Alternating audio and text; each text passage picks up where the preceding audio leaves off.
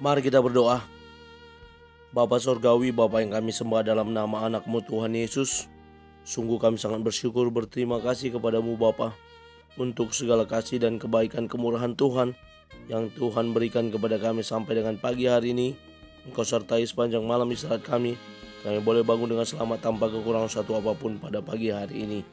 Sebelum kami memulai aktivitas kami, izinkan kami untuk bersekutu dengan Tuhan, berdoa, memuji muliakan nama Tuhan, dan mendengarkan kebenaran firman Tuhan melalui channel YouTube ini.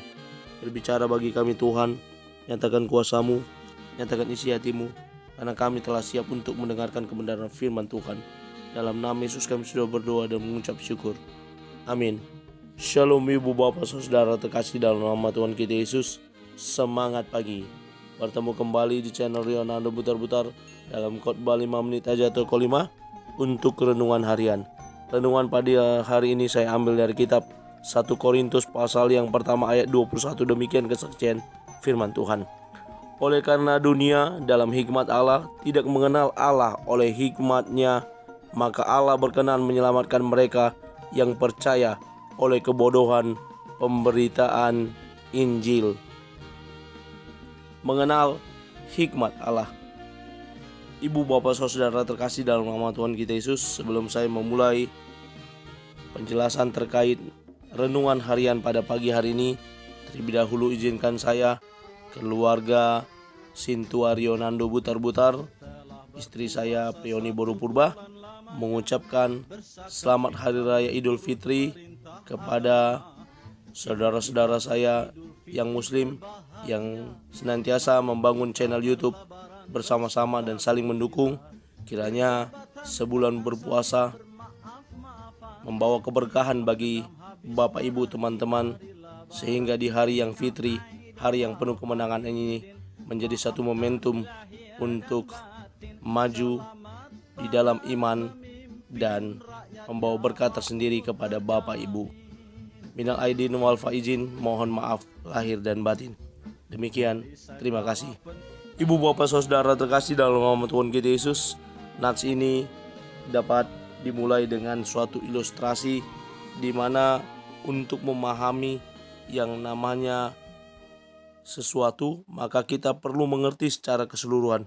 Namun ketika kita tidak mengerti, maka kita juga akan mencemooh dan menolaknya. Ibaratnya satu contoh, saya kutip dari sebuah artikel yang berkata dalam memahami atau mengerti, kalau kita mencemooh musik klasik atas ketidakmengertiannya kita, maka kita akan mengatakan, musik klasik tidak bagus, musik klasik membosankan, musik klasik itu kuno, rumit, tidak enak didengar. Demikian juga pandangan orang yang tidak mengerti musik jazz terhadap musik jazz, dia juga akan berpendapat demikian. Namun ketika kita memahami, mengerti, menyukai, maka kita akan mengatakan hal yang sebaliknya. Demikian pula dengan nats firman Tuhan pada hari ini, pemberitaan terhadap salib adalah suatu hal yang dianggap kebodohan bagi orang-orang yang memang tidak percaya kepada salib tersebut. Namun ketika pemberitaan terhadap salib ditujukan kepada orang-orang percaya, orang-orang Kristen, maka ini bukan suatu kebodohan, tetapi suatu hal di mana hikmat Allah turun atas hidup kita yang menguatkan kita, mengingatkan kita bahwa salib adalah sarana yang dipakai Allah untuk menyelamatkan manusia, untuk dapat memasuki pintu persekutuan abadi dengan Kristus. Dan dengan salib pula kita semakin memahami bagaimana hikmat Allah, bagaimana Allah yang berinisiatif memberikan jalan keselamatan bagi manusia. Dan melalui cara itulah kita dapat memahami bahwa Allah hadir di tengah-tengah dunia ini karena kasih-Nya yang besar atas dunia ini. Karena kasih-Nya kepada manusia, tujuannya bukan hanya menghukum manusia ke dalam kekelaman atas kebodohan manusia, melainkan memberikan anugerah keselamatan dalam Injil salib. Allah telah menetapkan dan menyatakan diri-Nya dalam cara yang luar biasa di dalam diri Tuhan Yesus Kristus.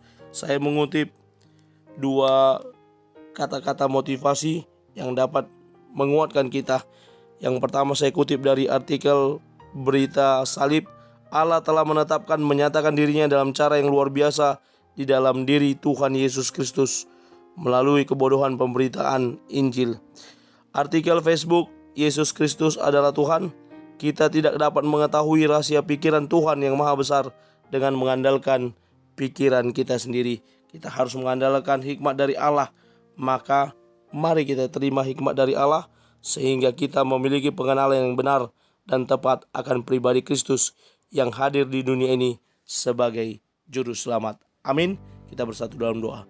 Terima kasih Bapa untuk firman-Mu yang telah memberikan hikmat kepada kami memahami betapa pentingnya salib itu bagi kami, yang membuka tabir keselamatan dalam iman percaya kami kepada Yesus. Terpuji nama Tuhan, dalam nama Yesus kami berdoa dan mengucap syukur. Amin. Selamat beraktivitas. Tuhan Yesus memberkati. Shalom.